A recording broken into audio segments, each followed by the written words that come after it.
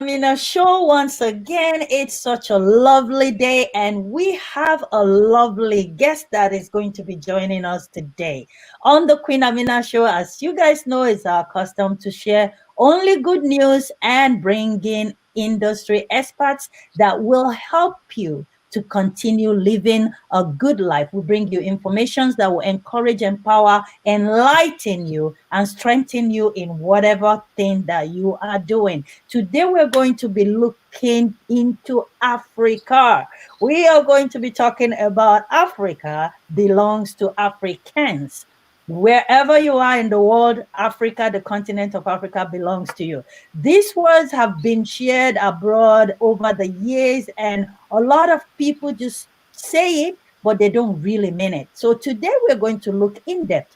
What does it really mean to say Africa belongs to Africans? Does it really belong to Africans even at this 21st century? How do we know that this continent still remains in our hand? They are our ancestors that have been fighting this battle, leaders that have been fighting these battles for so many, many years. But it looks like we are just on a rocking chair. Today, we're going to try to dive in with our wonderful guest, Jafar Amin. He is one of the people that believes that Africa belongs to us. And today he's going to be helping us see more light, throw more light on why he thinks that Africa belongs to Africans. And what can we do to really, really take our continent back? Because our continent is full of riches, natural blessings from above. But a lot of us don't understand it. We have been put a stigma that we don't belong to the society. We don't belong to this world. We are chimpanzees, we are apes, we are all manner of things. So a lot of Africans believe that they have a limit that they can reach in life, and that's it. They can't go any further than that. But my dear, that is a lie. So let me bring him up and we would talk through this today. If you have any questions, please put your question on the comment section and we will be able to take those questions as we go along and as time permits us. So let me bring up our guest. Hello, sir, and thank you for coming Hello. on the Queen Amina show. It's an honor to be on your show. May Thank the peace and blessings be upon you all. That's what we Amen. say in my faith.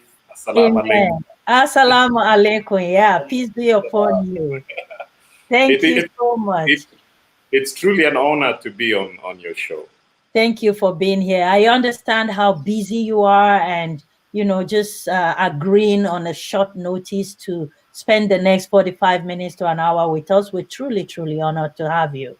So, for some of us that don't know you, I know who you are because I've read your profile, I've been speaking to you, and I know a few friends that know you. But a lot of our audience that are going to be connecting don't know who is Jafar Amin. So could you please take the few minutes to introduce yourself to our audience? Ladies and gentlemen, all beloved people in the diaspora and in Africa in particular, I am the third born son of the late Idi Amin Dada. He was the third president of the country called Uganda in East Africa. I'm one of 60 children, and I'm married to Zaitoon. We have 6 beautiful children, and I feel blessed since 1990 to have returned back to my country. The whole story about Africa has always been about strife and fight for power. And when I came back in 1990, a 24-year-old man, I started asking myself, who am I? What is my purpose in life? And that whole point of trying to find out who I am is what I've been trying. I hope it came through. Absolutely. I heard you clearly on that. Who am I is a huge question that a lot of Africans are supposed to begin to ask themselves, because we've been stuck on this word that says Africa belongs to Africans. And it has basically become a slogan. But I think from what you are saying would be a good starting point if every Africans begin to ask themselves, who am I? Like, really, who am I? So today we are going to be talking about Africa as a continent belongs to the Africans, the indigens. Mm. What is your take on that? My point of view is, considering that we've gone through slavery and colonialism, another person's culture was instilled on us, yet we have a rich culture. We even actually own the Egyptian culture. Ramesses looks like Jaffa. Every statue in Aswan looks like Jaffa. It doesn't look like a Caucasian. Huh? You can knock off my nose, but I still look like Ramesses. So if I have a history going back 5,000 years, it's actually 10,500 years, of African history. That has been washed away. Why is somebody else telling our story? My simple challenge, especially to the diaspora, because I was in the diaspora, by the way, politics, and I sent a 13-year-old child to England and Saudi Arabia. I came back a 24-year-old person who was asking that basic question. But I believe with all the education we amass, and you have people with multiple PhDs in the Americas and Europe, they ought to be able to articulate and actually find solutions to that very question.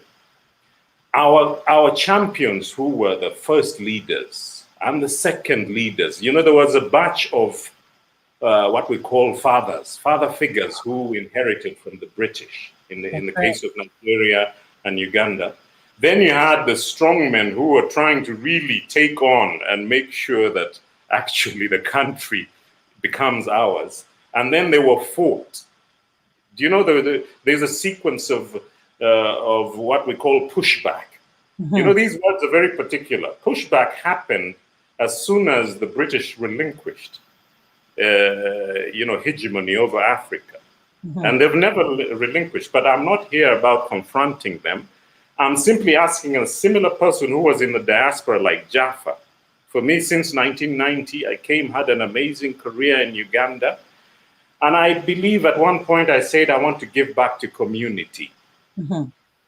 We can have an amazing community of the diaspora who actually, for example, in the case of Uganda, remit $1.4 billion annually. Just by that simple, whether it is whichever form of remittance system we're utilizing, 1.4 billion is coming to Uganda. And it's actually the largest chunk, second only to tourism. Instead of us being looked at in terms of our culture alone and earning, we can actually earn with joint ventures with our diaspora people. People like Amina, people like Jaffa who has come back home, and others who are absolute experts. We have scientists in the highest level of society in America, but they've shut themselves off. They've become like the what we call wannabes, people who don't realize they have achieved in life, but they only come on holidays once in a blue moon, and probably on the sadness of returning a body back to their ancestors' home. That's the only time you end up meeting somebody and you find 25 years have passed away. I'm simply saying, come home. We have an amazing movement from the American Back to Africa movement. Instead of just stars doing selfies at that castle in Senegal, and Ghana being the epicenter of all return to Africa, I want each of the 55 countries to have delegations of their highest caliber people, indigenous, and our lost souls. I call them lost souls because they spent about 200 or 300 years laughing at Africans. They actually hated being called Africans. Remember those days? That's right. If you were there in the 70s and the 80s, you'd hear Jamaicans saying, who are you calling African? That's right. I'm Jamaican. And I'm like, whoa. So self-denial is also endemic in also Africans who have become the diaspora. If we're making 1.4 billion remittances to Uganda, Nigeria must be clocking 5 billion. You're 200. You're 280. You guys have your demography just keeps jumping, eh? But you see the power in numbers, and the secret angle should be agribusiness. Sometimes we undermine that and we concentrate on extractive industries like mining, but agribusiness could make Nigeria a powerhouse. I know some people don't eat meat, but my God, the beef industry, for example, Dubai brings in 20 billion worth of halal meat. Can you imagine each country of the 55 having a piece of that? The total is actually for GCC countries is $50 billion annually. Can you imagine export? And all that comes from Argentina and Australia, of all places. Can you imagine Australia and Argentina selling halal meat to Saudi Arabia? Oh my goodness, wow. It's an irony. What about Nigeria? And we have so much status too. I'm simply saying, look to our strengths, work to our strengths. Our culture is our strength. Cohesion is what I seek. And that's the reason Jaffa, who might have tribes feeling animosity, it's almost like trying to get somebody from Maiduguri to discuss, to have a conversation with somebody from Port Harcourt. Can you imagine that? Now we have similar situations of strife and anger and angst amongst people from the north and south in Uganda. The ability to unclench our fists, to unclench our fists, is a powerful message that a son of a Jaluo who became a president of America taught this world. He taught me to unclench my fist. I'm like, what are we fighting for? For me, these are the questions. If we actually ask these questions, it starts with that, who am I? And I answered it in a sweet way. I found 4, 5, 6 brothers of mine from the enemy tribes. And I'm like, if these elders of mine are from this so-called enemy tribe, then there's something here that's not adding up. Then I go to their villages and I actually stand in front of them. This is me breaking ice. You know, breaking ice and breaking bread is the moment where we start telling our narrative. Because when we start doing that truth telling and standing in front of these people and actually discussing what happened, that's when Africans begin to tell their story. Because believe you me, the narrative that will always come from my favorite BBC is that war sells, strife sells, famine sells. No positive honor giving by Amina will be placed on the BBC, although it will. You know, social media has become so powerful. And I'm simply saying where we need to utilize these platforms. We need to utilize, I'm flagging our stream Afrique. We use the French word, and then we bring African content. You've been in the film industry, you still are. I think you're at the producer level. Producers are actually more powerful than being the actress that you were. But it means you start controlling the content. You start controlling the narrative. That's the beginning. And believe you me, those lost souls, it's amazing how many you'll find who are multiple billionaires, who are silent, but who have decided. And it took a lot of populist policies in Europe and America for the wake-up call to come amongst billionaires in Caribbean and America who are coming home. By the way, they're coming in droves. Wow. And do you know the business model that they're finding? Somebody says, I spent 25 years making my first billion. And I have computed here that I can do that in 6 years. What have we been waiting for? All these wasted years. I tend to tell them, don't lament. Everything has a time and a place. And for us, it comes with truth-telling and looking yourself in the mirror and actually saying, who am I? Where have I come from? And where we're going to? Thank you so much for that. one of the things that I always tell people is the fact that when we look at ourselves as Africans, what do you see? Do you see a human being, or you see someone that has been placed a barrier, a limit of how far you can go? I think that comes down to where you said we need to begin to ask ourselves this question: who am I? Yeah, That question, if we can begin to answer those questions, I'm pretty mm, sure we'll begin to see a little glimpse of truth. And through that truth, we might be able to become united. Because, Mr. Jaffa, I would yeah, tell you something that I know for a fact in my own little sphere. mm. When there is no unity, nothing works. Thank you very much. So I Thank want you to very much ask for that you, important point. yeah, I want to ask you, do you think Africa as a continent is united enough to be able to hold the grounds for when the Africans in the diaspora begin to troop home even more than it's happening right now? Are we ready? My point, I don't like talking shop. And I think I picked that from my dad. He's a doer. In the world, there are doers and talkers. That's I do talk when I have to. But my point was, for example, I remember BBC was commemorating the war in Kagera. For me, I turned it into a positive. Mhm. And they wanted to interview me. They wanted to interview me with the son of Nyerere. I told them, no, no, no, no, no, no, no. I need to go to the burial place of Nyerere and pay my respects. They went, what? I said, yes, I need to go and pay respect to the father of a nation. And they said, wow, that's fantastic. For them, it became a hula baloo. But for me, I wanted to make the connection. I wanted the spirit at the spiritual realm, whether it is Abrahamic notions or my traditionalist notions.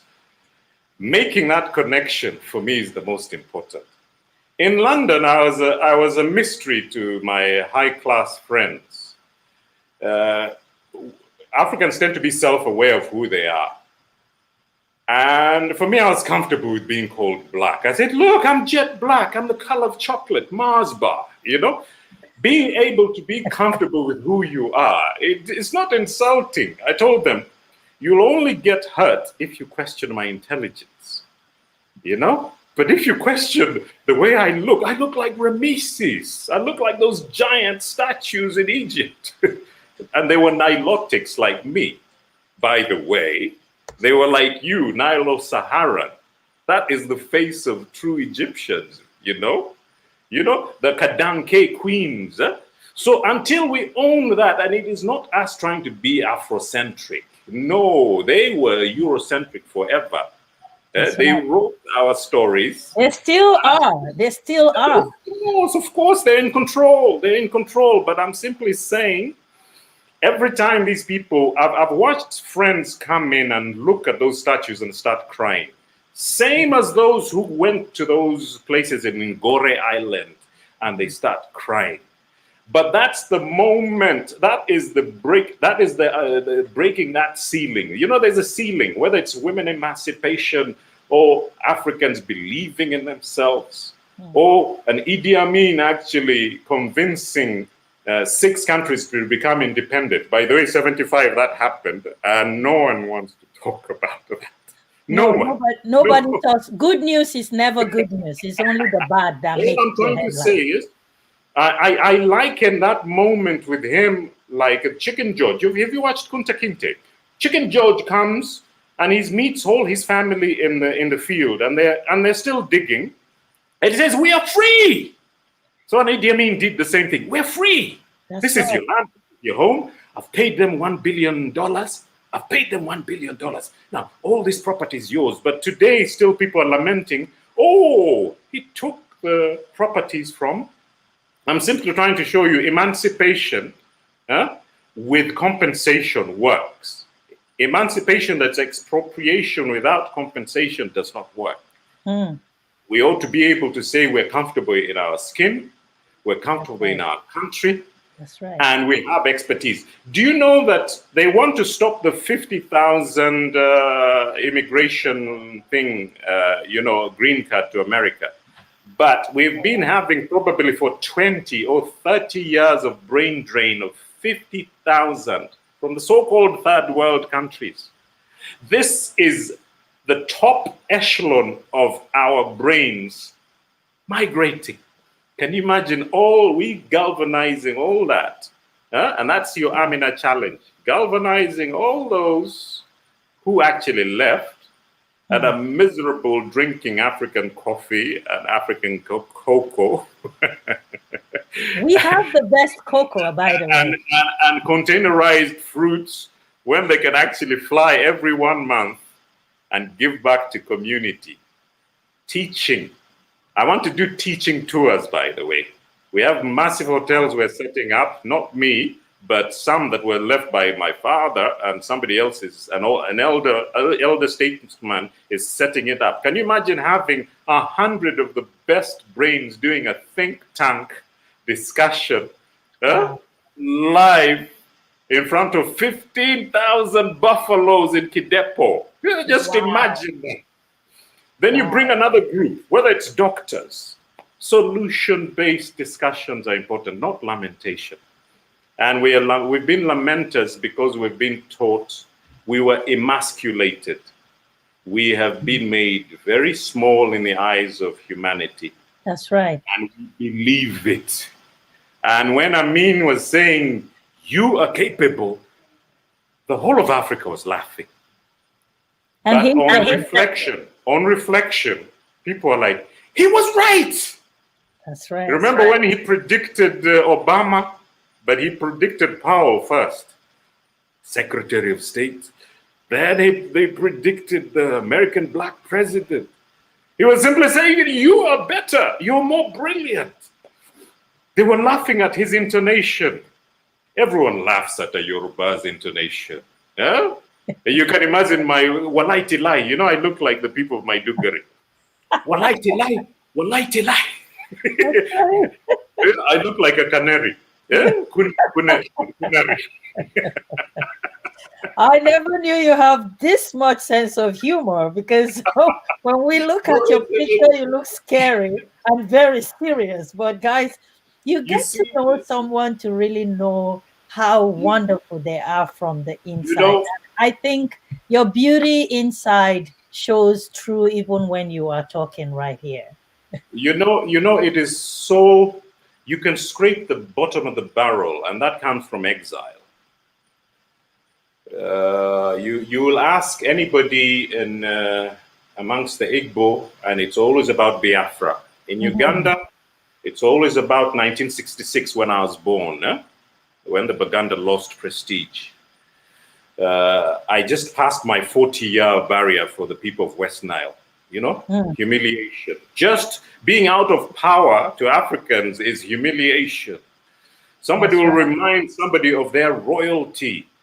But I'm simply saying, let's gather these royalties, and it's not a question of privilege.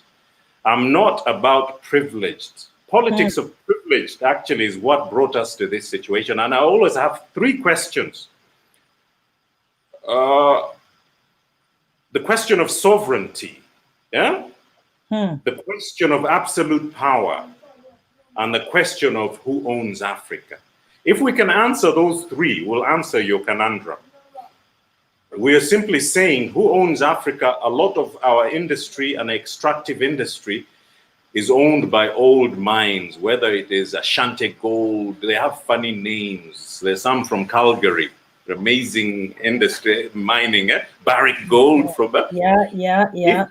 If we can understand who owns that, the issue of sovereignty is, we had in Uganda, for example, what we call crown agents. They still own Uganda, and you're sanctified with what we call the Commonwealth conferences. People don't realize that's just a continuum of sovereignty issues. And then the last bit was the issue of,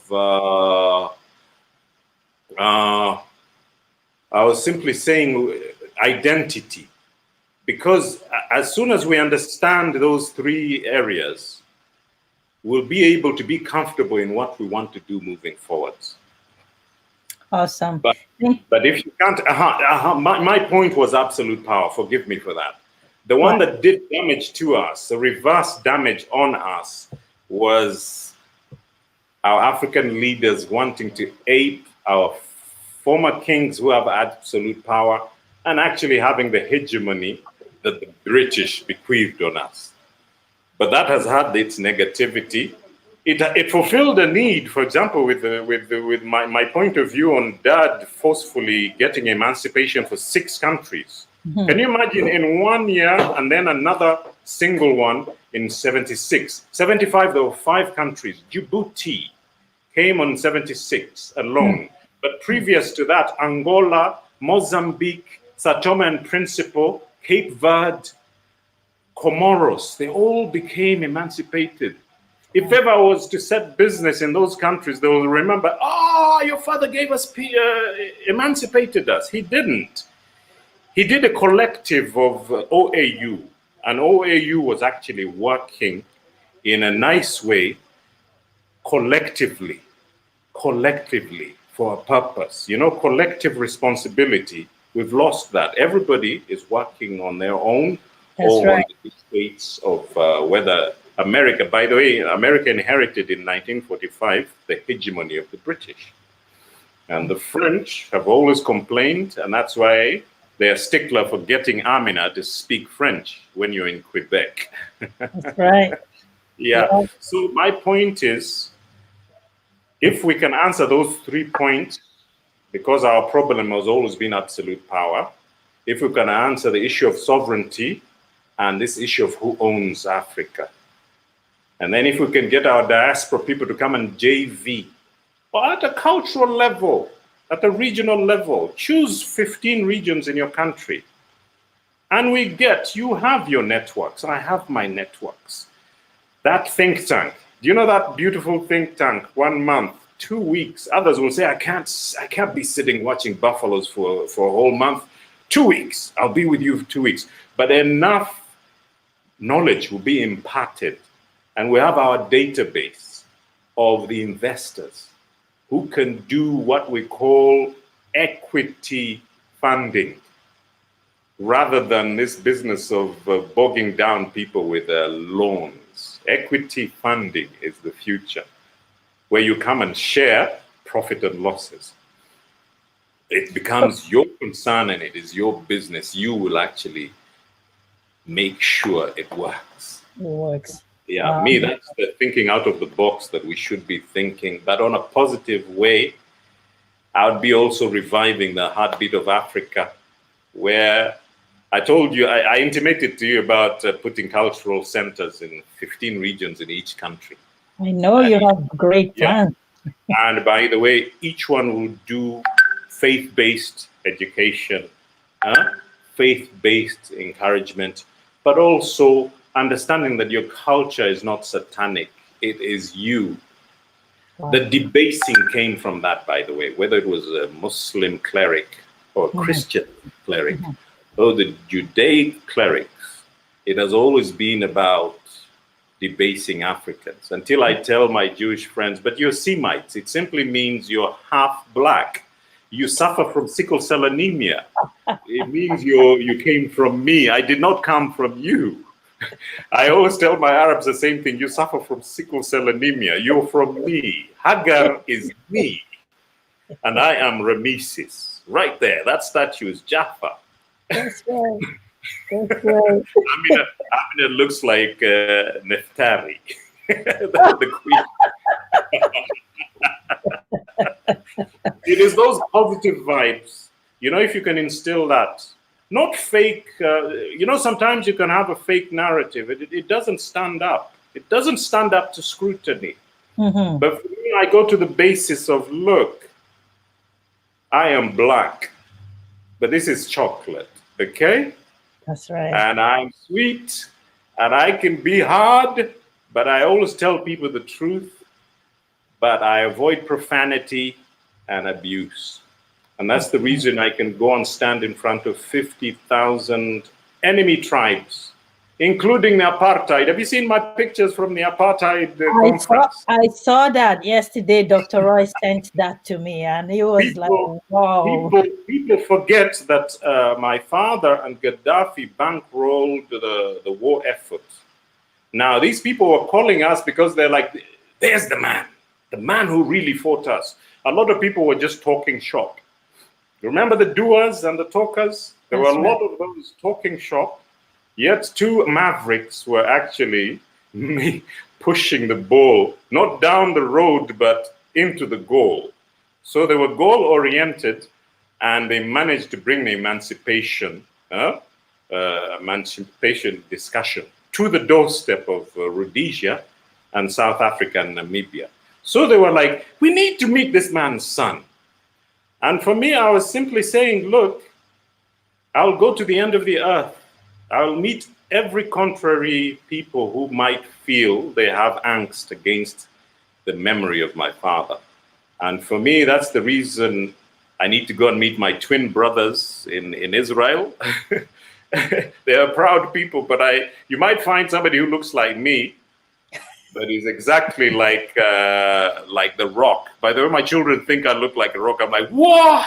What do you mean look like The Rock? I am Jaffa. How dare you? That's right. Oh my goodness. But can you imagine? I'm going to throw in another quick question here. Thank you guys so much for joining. Could you please share the broadcast as you come in so that other people would have a live chat with Mr. Jaffa? We don't know whenever we're going to find him again. But look out for Stream Afrique. He might be on Stream Afrique quite often. So we're going to be posting the link to Stream Afrique, the platform where... streamafreak.com. Yeah, so it's streamafrique.com, and we're going to be posting a link to the platform where you're going to be seeing authentic African stories that are told by Africans, by ourselves. We're going to be telling our story. Remember, Amina, you'll be at the forefront of African content. Amen, amen. People look to Bollywood. Hollywood is dead. Netflix is alive. But Nollywood is the future. Amen. I believe that. I'm saying positive narratives, positive content. Absolutely. That's where you're coming. That's your entry point. I believe that. So if you guys have any question for Mr. Jaffa, please post it on the comment section and I will see it. So we have some comment here. First is from Kalu African Balogun. He said, great listening to Mr. Jaffa Amin. You really spoke my mind. We must tell our own stories, not from BBC's perspective. Completely agree. I love BBC. I grew up on BBC. I hated listening to when my father was on. It's on BBC. They're going to talk about me. That's what he says. He loved it. For him, he understood the media on a different level altogether. He's almost like a greater Kanye West. I simply mean somebody who has self-publicity. Donald Trump does that. Donald Trump does that right now. Exactly what he does. He loves the media. Self-publicity. The notion of self-publicity. That's right. I'm saying, today, this is the irony. BBC is at the forefront of revisiting stories. And for them, this is a Western thing. After 30 years, they start telling the truth. I enjoy the turnaround. And I'm like, yes. And it took 30 years for them to see the truth. It is their system. Whatever Trump did today will come out 30 years later. Of course, we know what he's doing. Yeah, I don't even want to get into the Trump fiasco. No, I'm explaining the Western mindset. Oh, like he is narrative. He is an interesting subject for sure. But we'll leave that for another time. Now, my next question to you. Thank you guys for those comments. Please keep it coming. And let's see how we would go. We have to work. I love this comment again. I'm going to post it again. From same person, he said, we have to work together as Africans. You are right. Yes, absolutely. Think tank. Remember the think tank. The think tank. The Think diaspora tank. has multiple PhD holders. We're And going to hashtag that. Hashtag Think Tank Africa. yeah, and that think tank will bring around transformation. You in the faith-based media love that word. That transformative discussions brings healing and self-confidence in Africans. That's right. And we have to be channeling. You know, for us, we're like a channel and positive. Do you know that there in 2 billion people on FB, I think 800 million trolls. They're looking for the next hit of negativity they're going to throw out or spew out. That's true.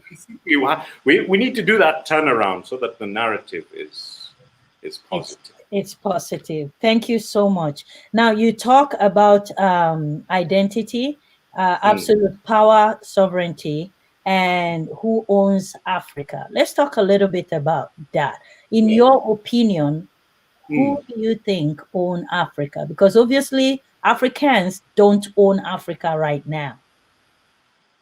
The minute the greatest man to ever think and actually have the pulpit of Africa at his hands, and Kwame Nkrumah, he was knocked down. Then a forceful person with the character of my father called Lumumba came, but for him he was forceful, he was powerful like Malcolm X, he was spewing the issue of sovereignty, and they're like, uh-oh, out. Then they thought they'd use somebody like my father, who used to actually be a dutiful soldier for the British. It's like we have a loyal servant here, servant with an A, who will toe our line. Let's bring these ones on, because the talk shoppers, that is the original fathers of the nations, were booted all out, apart from Kenyatta and Nyerere, who were clever about remaining in power. They understood how to play the game.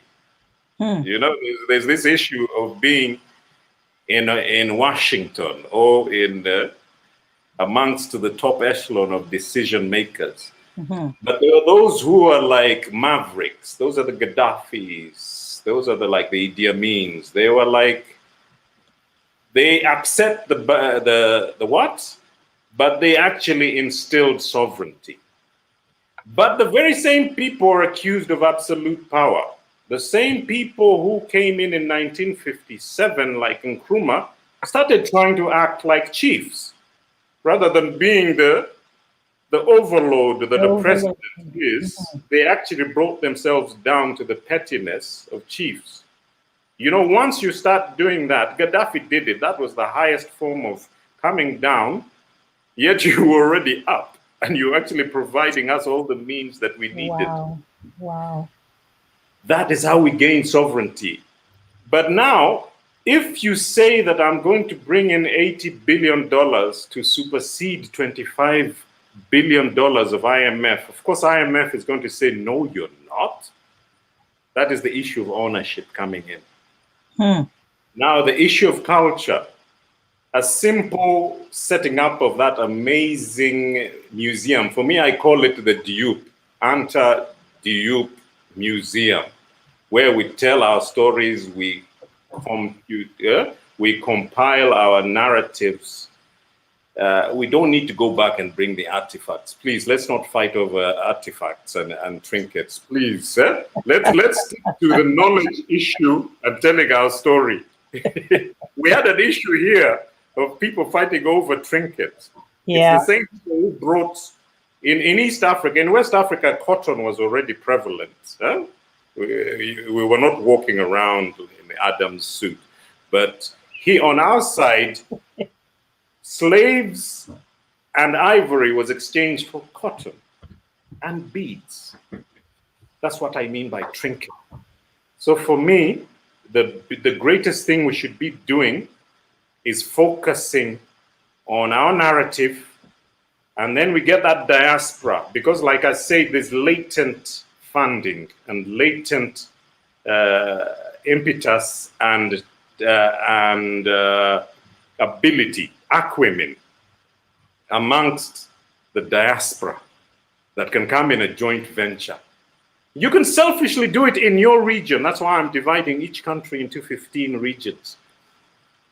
Whatever you do there on the field of sanitation, which actually is the #1 killer in Africa, sanitation, just basic sanitation, brings all the multitude of diseases, including COVID. That's right. Yeah? Then you look into our water supply. Uganda and Tanzania and Kenya sits on the second largest fresh water. But some big companies are wanting to own it. Can you imagine this They issue? already do. They already do, actually. There's greater war coming on water than oil. Then basic things like energy, setting up a 50 megawatt solar plant in 15 regions, costing 45 million using crowdfunding, with an extra 5 million for social responsibility programs in each of the regions of the 55 countries in Africa, including Western Sahara. Please, that's the only country remaining that is not free, by the way. A moment of silence for that country. But it's like Sudan, because of resources, there's incredible gold on the western. The Gold Coast starts from from Cameroon all the way to Morocco. That whole hump, the head of Africa, I call it, the back head of Africa. The resources are incredible.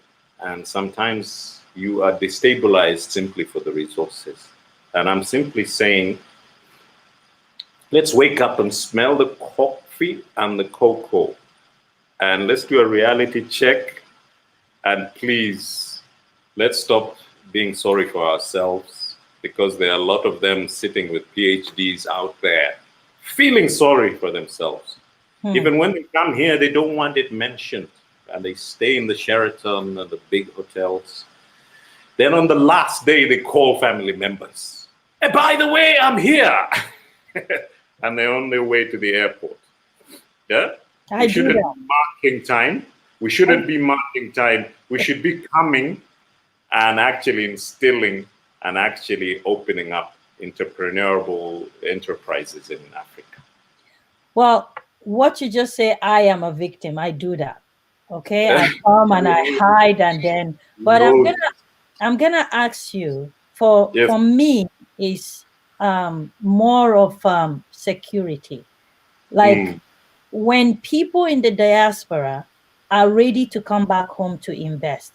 You begin to hear a lot of bad experiences, bitter experiences. For example, you send money home to start a project because you're not able to be there, and then the project ended up never being done. You do that over and over again. At what point do you say, you know what, no more? You go home by yourself, the government frustrates whatever good projects that you come home. I'll give you an example. A few years ago, my husband wanted to go back home to actually set up exactly what you're talking about, a solar plant that would be powering communities so that they would be independent of the national grid, NEPA, then they call them. When he got home, a lot of the people that he met, and they sat down to talk, some of which I wouldn't want to give away on air, but generally it was a very bitter experience. Lots of money were lost. Now, this is one country. Okay, I'm not saying every other country is like that, but me and you understand the magnitude of corruption in Africa, and the for lack of word, the mediocrity of the mindset of our leaders, not seeing past what they can gain for themselves. How do we begin to tackle these problems in preparation for the future of the diasporans going back home? Because this My, is a reality. my angle is this. We always forget that we have insurance companies, we have banks. We never let these institutions work for us. They're not working though. We have a turnkey system. We have a turnkey system. If I say I'm going to set up an industry and I am supposed to bring, let's say, 10% of the expertise from out, I'm going to consciously. Sorry, 1 second. Kalu, we're going to be taking your question next. That's a very interesting question. So please hang in tight. Once he's done this, I would post your question. Thank you for posting that. Go ahead, sir. The 10%, I would insist on looking for key people who came from that specific country, who are in the diaspora, who can come in to man the key positions. Because what takes them to Europe is always positions.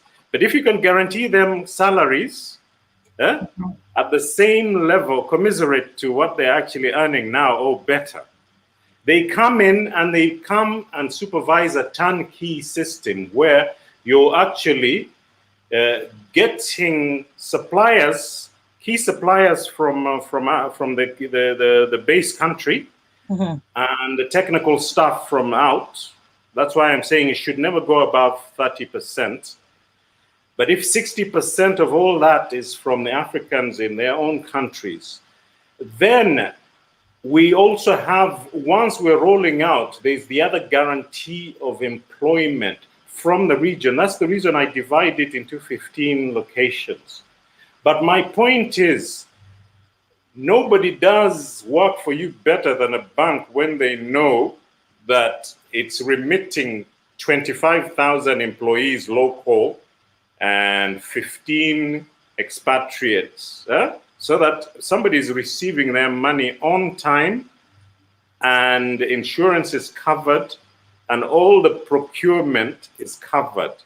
My whole point about that, the seamlessness is to say I'm utilizing people from my country and they're working and doing wonders in my country. I have a good example. I'm not throwing up my flag for a wrong reason. We have a gentleman called Aliga. He's from my home country. He's a Dennis Aliga, but he lives in Nigeria. But he has managed to get funding and he's doing amazing stuff in Nigeria and in Uganda. Now, in my home country of Arua, we start seeing things mushrooming and you're like, what's going on?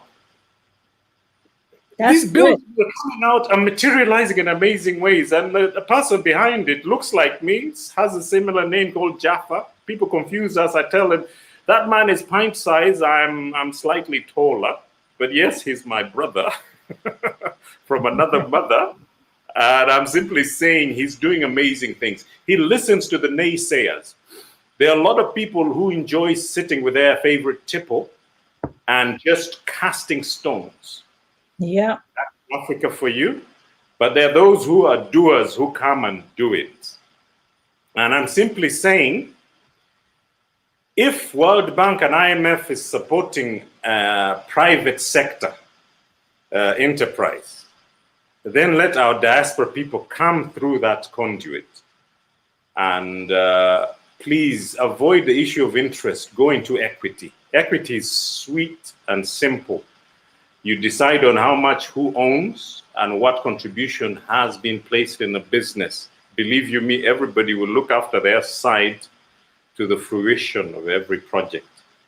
But please involve the cultural leaders. There is nothing satanic about getting a blessing from an elder. It is their right. Today, they're only 1% of this whole 1.2 billion people, only 1% above the age of 65. But we have 80% below the age of 30. It's a very young country. It has prosperity. You know, I'm talking about Africa like a country, you know. We have to look at it.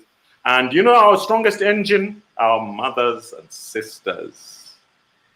You think about everybody and the future. I'm more likely to think about my next silk tie and my next Yerwa hat and the next drink, whether it's a soft drink on my part or the next coffee. but Next the car, about next family, big car. community. Your mindset is community based. Community I based. love that. And we have a powerful segment of that called the Queen Mothers in West Africa. You realize you're matriarchal. Let's use that secret weapon. That's right. Yeah, and we have a similar powerful community like that in the Gikuyu of Kenya. They, when they take a stand, they have taken a stand, and their decision is They're final. very powerful. Yeah. They're very powerful. I'm I'll take the interviewing next one question. woman from the Kukuyu very soon on my Yeah. show. They're very Mm. powerful. Well, thank you so much for that. I have a question from an audience here. Well, a couple of questions now, but let's take this one first. There. What is Mr. Mm. Amin's position about borderless Africa? Borderless, yeah.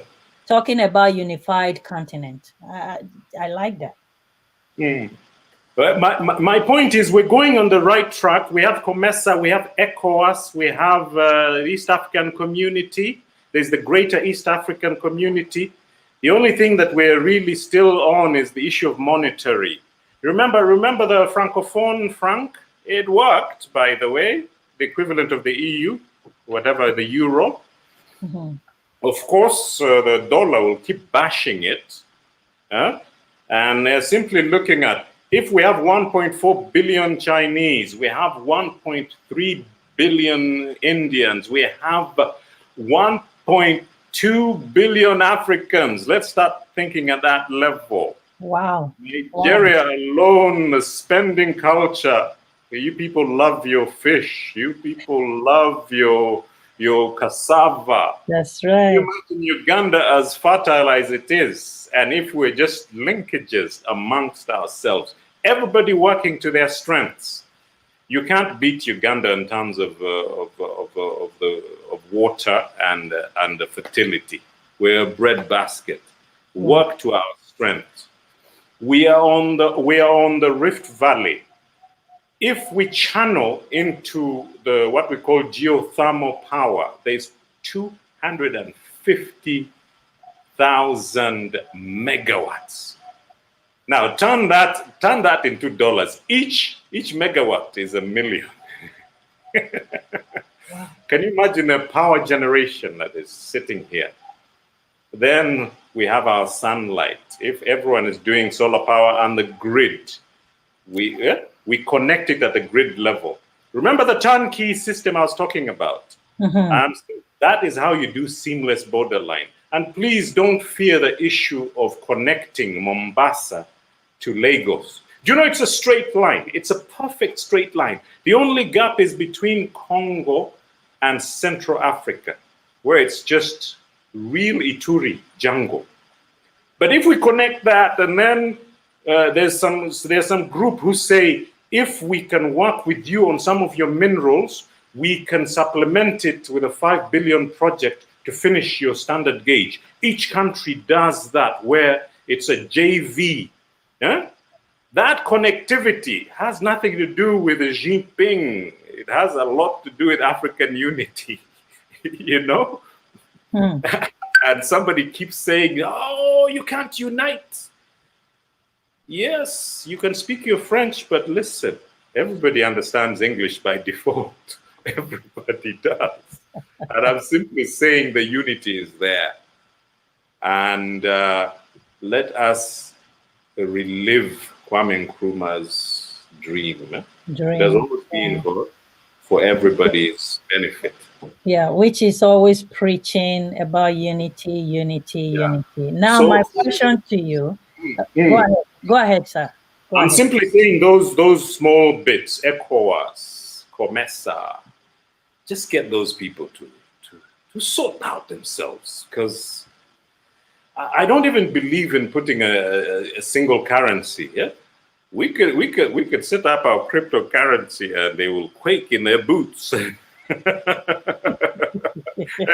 You know, for the sake of movement of money and funds. Do you know that's all it is? It started in a negative way with crypto. I'm saying funny baby boomers. By the way, it's baby boomers with the bad habits. I'm talking about people born in 1946. I know. These people, And they're the ones that would bring me to the question of what is your what would you say about the current leadership that we have today in Africa compared to the era of, your father? Yeah, you see, remember when I told you when people always forget that Liberia started it all, but then in '97, Kwame Nkrumah came in a blessed way. Then there was a forceful handover. People don't realize that France and England had to sit in Yalta and accept to relinquish, but they never relinquished power. Then it took the people like the likes of my father, like Jerry Rawlings, people who just forcefully became like Stalins, but were like pushing the agenda of sovereignty forward. It became shameful because absolute power set in. The very same things that we used to do as chiefs were being implemented with people who were actually military based. And when you're fighting your very own people, civil war is nasty, civil war is dirty. That's right. And no winners in civil war. I did not know about the numbers in Biafra. When my friend Ike Okochu, it told me it was 2 million, I was stunned. Or more. You get me? Yeah. And that is the disaster about civil war. And I'm simply saying, another question I had actually wanted to do with a friend of mine from London, Nollywood, was Tony. He's called Tony. You know Tony. In the cinema industry, London, Nollywood. Okay. We were asking an existential question where it's basically like, who am I? But in a sense that what are you going to give back to society? And for me, if you can answer that, it's not always about your privilege. It's always about what you're going to give back to society. That's right. Well, thank you so much for that. I think we have a comment here. It says, in regards to when you were talking about the currency, one of our viewers here says, but they won't let the currency thing work. ECHO is having challenges coming to reality, like bringing it to reality. That is lack of understanding of blockchain. Blockchain is a seamless movement across the world. It has nothing. Nobody has control over it. Nobody has control over it. Let me give you a perfect example of that. Our diaspora is remitting 1.4 billion. There used to be a point where we understood that we have 5 billion shillings, which is little money, small change in circulation in Uganda. But a whopping 10 billion shillings was entering directly into the system without passing through the banks. That's when they realized, mobile money, the way you people call it. Yeah, we call it mobile money. That's right. So this gentleman or lady, I'm not undermining what you're saying. I'm simply saying blockchain is seamless. Every country has accepted the standard of that B, the B. The Bitcoin, yeah. The Bitcoin. But there's a lot of fraudulent act around that right now that is not controlled. That only happens when you hear somebody setting up, like my friend Akon's own Bitcoin. The moment you hear somebody setting up their currency, bells should be ringing in your head. And you should always be saying, no, I want Bitcoin. I want a direct access. I have my Bitcoin app. Let's work on this platform. I actually have a close friend that was frauded for over $200 US, $200,000 US. that always happens when somebody says, we're bringing in our own. My suggestion for our currency is simply that, look, once agreed upon by all countries, it becomes a second tier blockchain system approved by our banks at a bank of at central bank level. It can work, but I'm simply saying use what is there. That's right. I'm not plugging the the goose, but sometimes it works better than the rest because you have 2 billion people busy communicating. FB works because 2 billion people are just working. WhatsApp works. Yeah, you can't reinvent the wheel in that sense. That's right. But I'm simply saying we lose value in our currencies, and the blockchain is the one that will give you seamless value across the board. Whatever I am buying in China gets to me instantly, and utilizing the difference in time. I was a logistics man in DHL. You can imagine somebody in Los Angeles ordering their stuff, and they're shocked the very next day to hear ding dong. It simply crossed at night the Pacific from Seoul, Korea, to Los Angeles.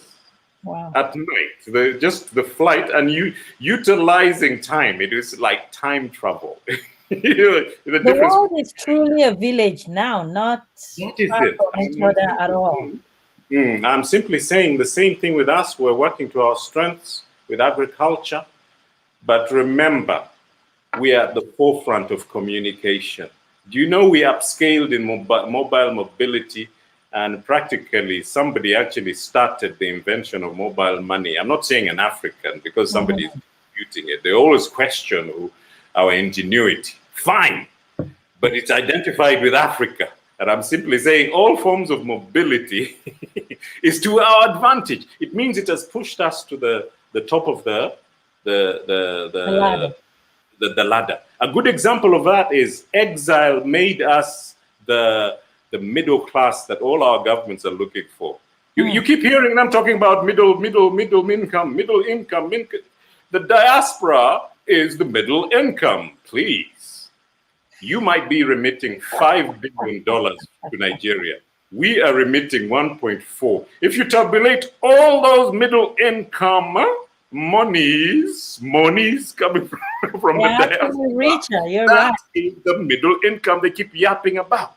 I'm like, hello, we already in.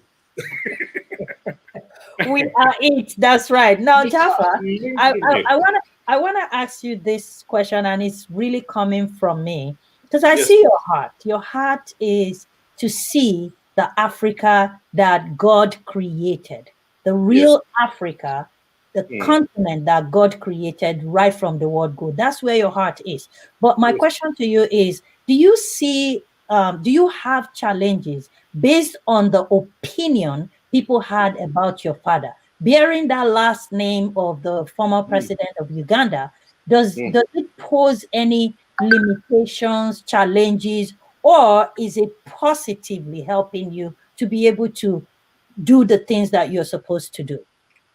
I've been quietly surprised and humbled by the intense love and fascination to my father. Remember when I told you about 2.5 million hits? If you Google his name, the difference between Mandela, the difference between a Mandela and an Amin is you find Mandela at 80,000 and Amin at 2.5 million. I know. You know, that type of visibility, my utilizing it should be on the positive. But believe you me, I meet people with pain and angst and suffering. And the ability to stand there and sincerely say sorry. People say, but you were 13. Well, you were booted out. I use the word booted because that's what exile is. It is called flight in the UN lingo. When you leave with humiliation, you live with that humiliation. Coming back and me facing my demons is simply going to the people that hate you the most. How do you say you're facing your demon? Like the people that told you you were 13, Yes, you the didn't know accusation nothing. is like, you're black, stay in the back, the lighter, go to the front. Sometimes that beautiful dark-skinned ebony girl just comes to the front and everyone is like, wow, what are we talking about? I'm like, you, listen, you have your issues, but let's learn to live together. And by the way, I am a synthesis of my country's angst. My mother's a Bantu, the short, beautiful, and then my father's the tall, handsome. Northerners, tall, with broad shoulders, but I'm a synthesis of the two. So I have the human stubbornness of my mother and the arrogance and the jolliness of my father. I, So I I've been love able you to, already. Oh my goodness. so I've been able to synthesize that. And by the way, you can't lie to a crowd. No. You know my most terrifying moment? Please listen to me, my audience here. When you're standing there in front of 50,000 victims or enemy tribes, one cry from a widow can turn that whole 50,000 into a mob, an unstoppable mob. Wow. That is the facing of the demon I'm talking about. That moment where it takes the religious, what I call the faith-based leaders, and your cultural leaders to come and say, we are here for a conversation, a debate, not an argument. Because there's a whole lot of truth-telling that goes on. But reliving moments of pain is absolutely dangerous. That's right. But I've passed through that several times, and I'm not tempting fate, but I'm simply saying I can't be living and feeding the beast. There's a beast called guilt. And if you overfeed it, you become a spectacle. You become that mascot. You become that figurehead that is used as a pointer, you know? And I'm simply saying the way I heard it from, I actually call him Saint Francis of Assisi. He just reincarnated and he's sitting there and he's telling us, repeating the same things of the centuries, the same message from the centuries. Utilize the negatives and transform it into the positive. Wow. I use this example. I'm not saying I'm against the Ismailiyas, but what if my daughter comes in once with a very absolutely handsome Ismailia chap. And I start, who's this one? Dad, he's my friend. What are you doing with these people? But Daddy, I love him. Do you know that's the most amazing icebreaker? That's it. And every family has those moments. Yeah. When that Yoruba meets a Hausa girl, when that Igbo dares to go and meet with my Dugari fellow. And when love comes in that door, it is that message of the person you profess. We call him Isa, but actually the pure word is Yesu. And his message of love is something that really attracts me to the Christians in that way. And I can say, no, but the name of my religion is Islam. It means peace. But we refuse to turn the other cheek. But Obama taught us to clench our fists. I love him too. Yes. You know. And he's a Jaluo, by the way. I read that. Embrace him. We let Africa embrace all our people in all our diversity. I never want to belittle whatever happened, and I don't really need to say sorry because I did not commit any crime. But you need to take ownership of your name. You're Amina. Amina just means I believe. That's right. I accept. Amin. Yeah, that is amen.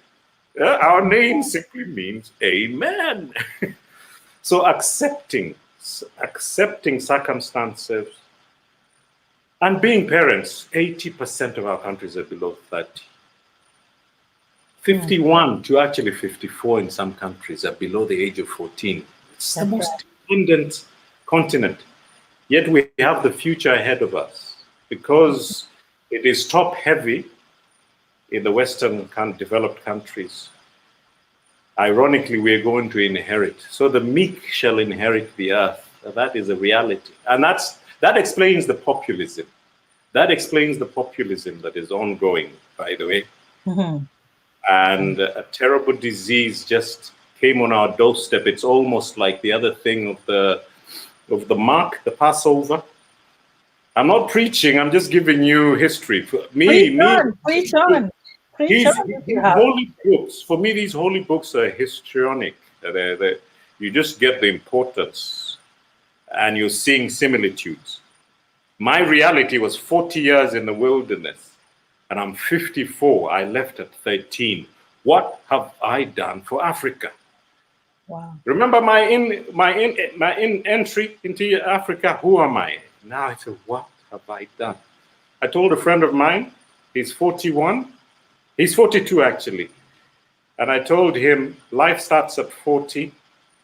I've missed 14 years of my life. You've missed 2 years.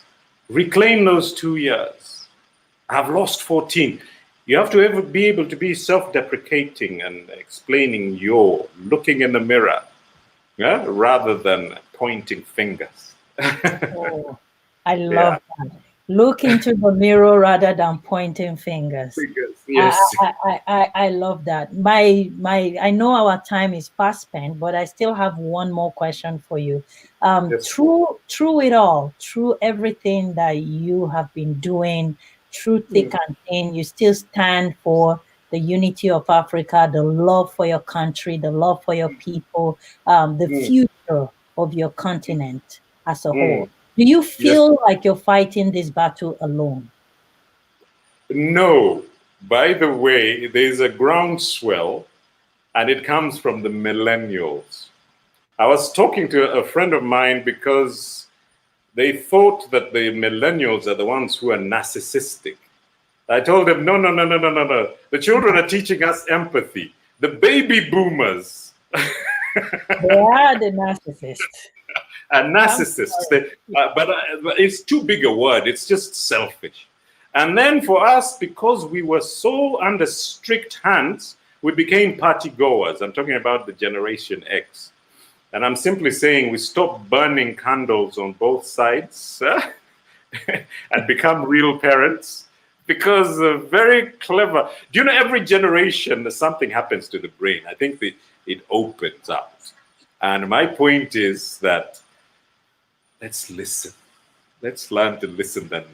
Shut up, I'm listening to the news. Excuse me, BBC is on. So what are we supposed to be listening to? The millennials. Okay, They are networking on a different level. on a different level. Let's That's try to right. pull them away from there's a dark net out there. Please, it's a powerful weapon. But if we can utilize it positively, and please talk to them, because you might find a depressed child who's so happy and you don't realize they're the most depressed people on earth. And I'm simply saying, looking for cheap thrills does happen. It happened to our generation. The baby boomers did not stop partying from the 60s. Wow. And I'm simply saying there's a convergence happening. And the learning point might come from the Generation Z, by the way. My children are in the Generation Z, post 96. And I'm simply saying, my God. I use the word elders' wisdom circle. The 1% in Africa talking and telling us all their stories. Ironically, in Europe, it's actually 60% in the baby boomer sector. Wow. That is a That's an terrifying alarming. graphic. Yeah. But it explains why they're becoming vicious with us, because they realize the meek shall inherit the earth. Let us have the fortitude to to be magnanimous, but also forthright and say, look, we can work together. But also Africa for Africa. We have Africa to for Africans. Yeah. and that I mean by that, you in the diaspora, think about home. Thank you And so much. you are the experts that will actually man everything. I think a lot of people in the diaspora are ready to come home. It's just like the first question I opened with: are we ready to receive this? Taking into consideration of all the the corruption, the unworthiness, the untrustworthiness, and all of those things happening to discourage a lot of diasporans that wants to come back home. Through the 1 hour we spent with you, you touched on some very, very key things that I want our audience to go away with today. You talk about us finding, first of all, solving the problem of identity, absolute power, sovereignty, and finding who owns Africa. That is a understanding. And then go ahead, sir. Understanding that at the basic level is actually organizing your community. You remember when I gave you that disturbing point about sanitation? That's right. We doing that, whether it is your faith-based organization or a philanthropist who's doing crowdfunding, we can actually garner support for each project per region and move out. Let me give you an example. I did a program for reconciliation with GNL Global Leadership Summit. They're a faith-based organization. And they say they managed to garner approximately $1.5 billion in crowdfunding. And I'm like, what's happening here? They said, no, there are very important people listening to you and understanding that this is worth funding. And that's what I mean by the Back to Africa group of Americans. They're quiet billionaires sitting there, not my hip hop friends who love to buy the next Bentley, but the ones who really have money that can work wonders. And I'm simply saying, if we can do that instead of the IMF, which is actually, they only rotate $25 billion amongst us. They make us look important. They make themselves look important. I'm simply saying, crowdfunding amongst 50 million Americans and amazing Brazilians who have probably 120 million Africans. Wow. People don't realize the magnitude of that Brazil has the second largest African nation after Nigeria. That is true. We when we can self-identify at that level and understand that we need Usain Bolt to come from the cassava plantains of Port Harcourt because that's where he came from. I'm saying that simply the genes and the inspiration of another Usain Bolt is right there in Lagos, is right there in Uganda. I come from a tribe that are amazingly tall, but they're taller ones, and we could dominate the NBA. And the same people churn back their monies and earnings back home. I'm simply saying the millennials have a networking system that is incredible, and they're becoming richer in the quickest way, not fraudulent, but just networking. With time, it's just a matter of time. It's going to explode. And I tell people, I say, Africa is the next big thing, whether you like it or not. Yeah. You know how you put a seed into the ground? You don't need to pray. That seed is either going to grow or rot. It is time for that seed in Africa. In fact, anybody can know about it. In fact, the powers that be clearly stated after the BRICS nation where South Africa entered, the next 10 are all Africa. And that's why the focus is on us. All eyes on us. All eyes on us. Anyways, just a quick recap for some nuggets here. Actually, we were talking about streamafrique.com. Afrique is spelled in the French way with QUE at the end. At It's the going end. to be a platform that we will be telling our own story. So, yes, I am part of Stream Afrique. And yes, Mr. Jaffa is part of Stream Afrique. So, we're going to be working together to tell our own stories ourselves. Too many years past now that they have been telling our own story, their own way, their own perspective, their own truth to themselves. But it is time that we begin to tell our own story. I love when you say Netflix is out there, but now it's Stream Afrique. So some of the producers that are online right now, one of them is Patience. She's one of my producers. Yes, please.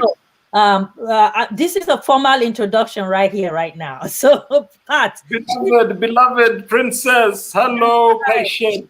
Yeah, get in touch with Mr. Jaffa. You're gonna need some of your products on Stream Afrique. We have other producers right here, and I would be exchanging, the numbers with Christy, so that way we have well-connected producers from the diaspora. That's another lady. She's super powerful in Tanzania, Miriam Adams. She is an entrepreneur that love to tell the story of Africa.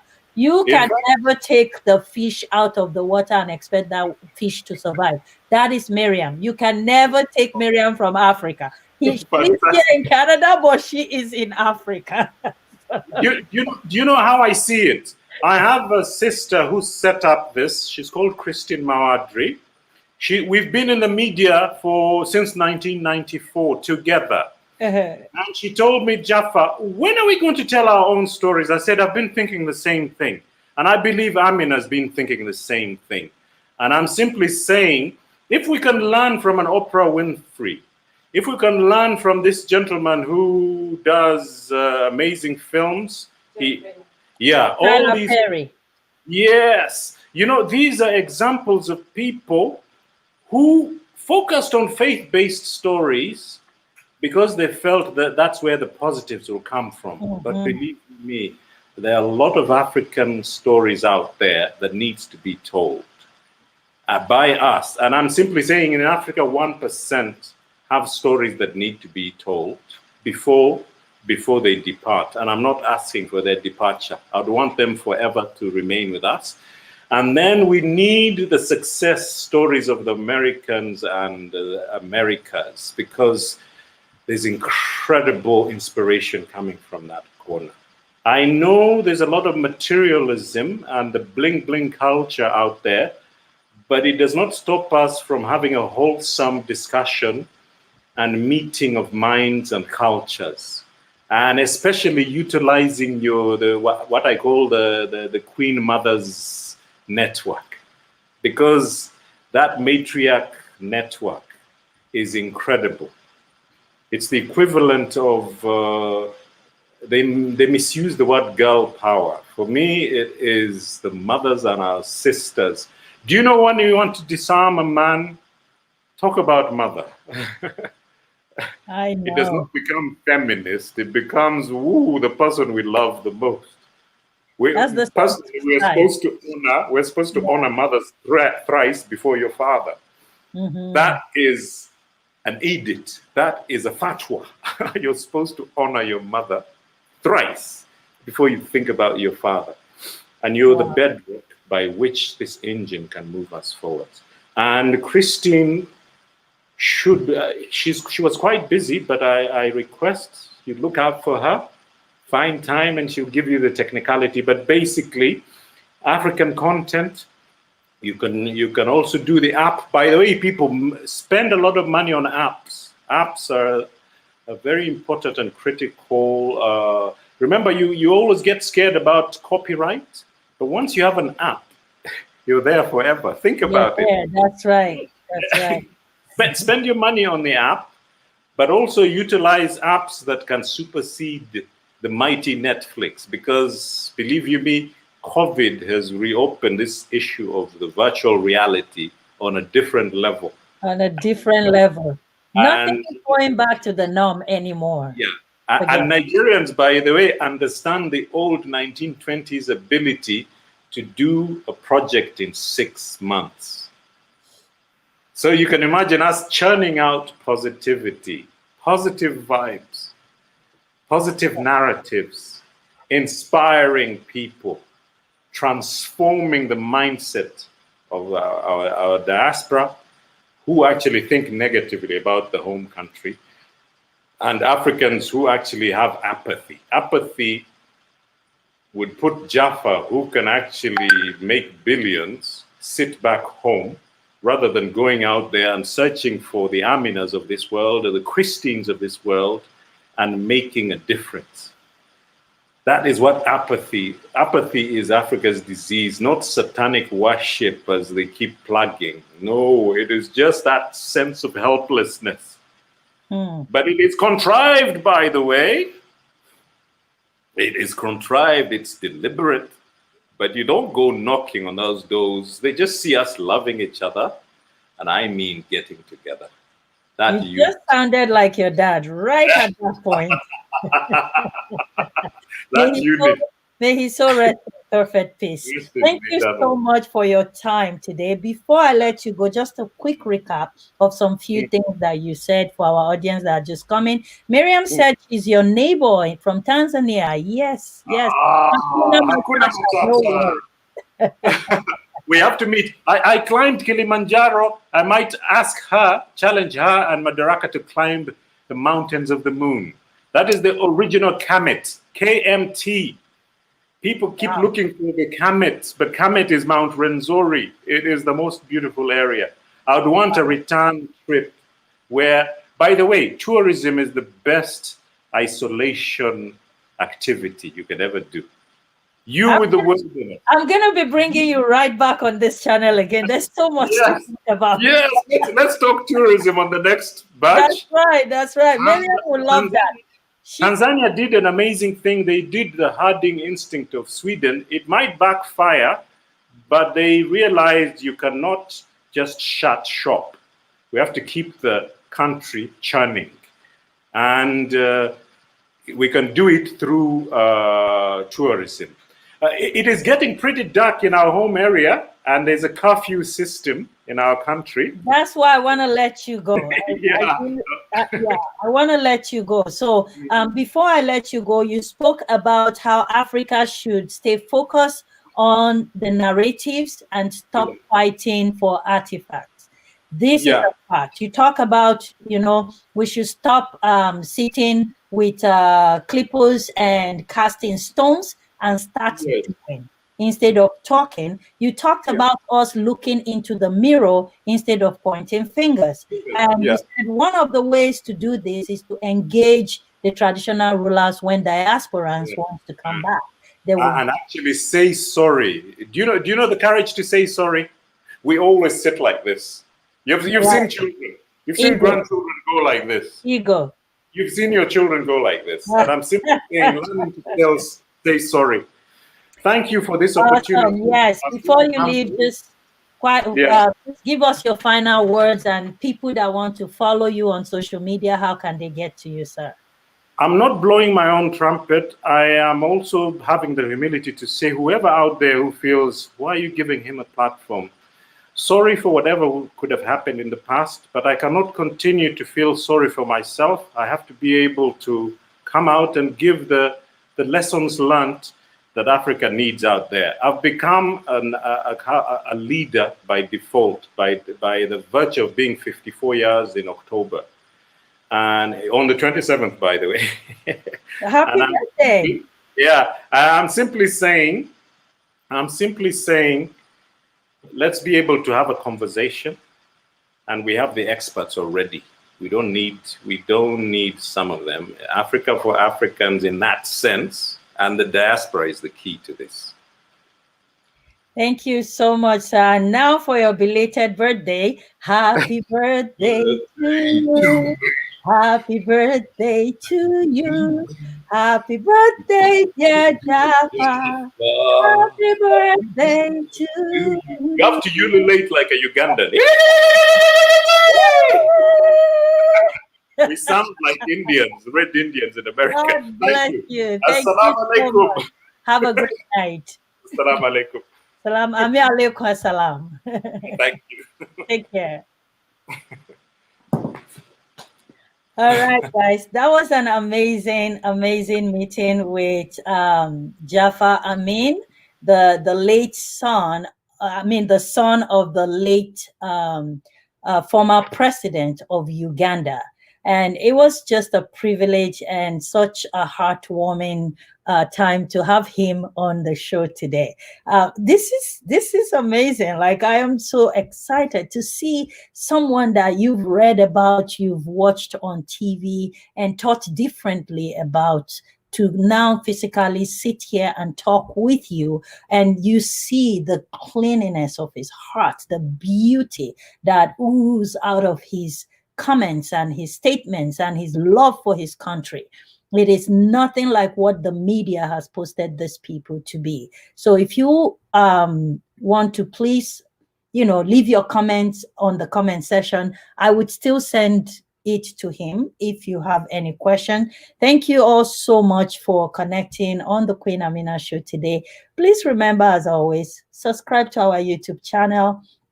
You'll be helping us grow this channel, and we'll be able to keep bringing you great topics and great historians like Jaffa Amin. The Lord God bless you. And thank you so much, Miriam, for coming in. You're always on fire when you're on the platform. Thank you for all your contribution. So to subscribe to our YouTube channel, please take a minute to watch some of our videos. Thumbs up, like, and subscribe. That way your subscription will be authentic. And tomorrow we are going to have business meetings with two entrepreneurs. So make sure you're connected on the Queen Amina Show tomorrow, 2 p.m. Eastern Standard Time. And we are going to be live on YouTube and Facebook. Don't forget, the Vigor Unsung Heroes Award is coming up December 6th virtually. So you need to go and subscribe to our mailing list so you get all the updates of how and when and where this is going to be happening. You're going to be celebrating your hero with us virtually. So subscribe to our mailing list, like I said. Follow us on Instagram, like our Facebook page, and that way you will be updated. We've started posting all the nominees. If you have a hero in your home, in your house, somewhere around the world, please nominate them by all means, and we will help you celebrate them and throw light to the good things that they are doing. Until tomorrow, 2 p.m. Eastern Standard Time, keep smiling, keep loving, and keep watching the Queen Amina Show.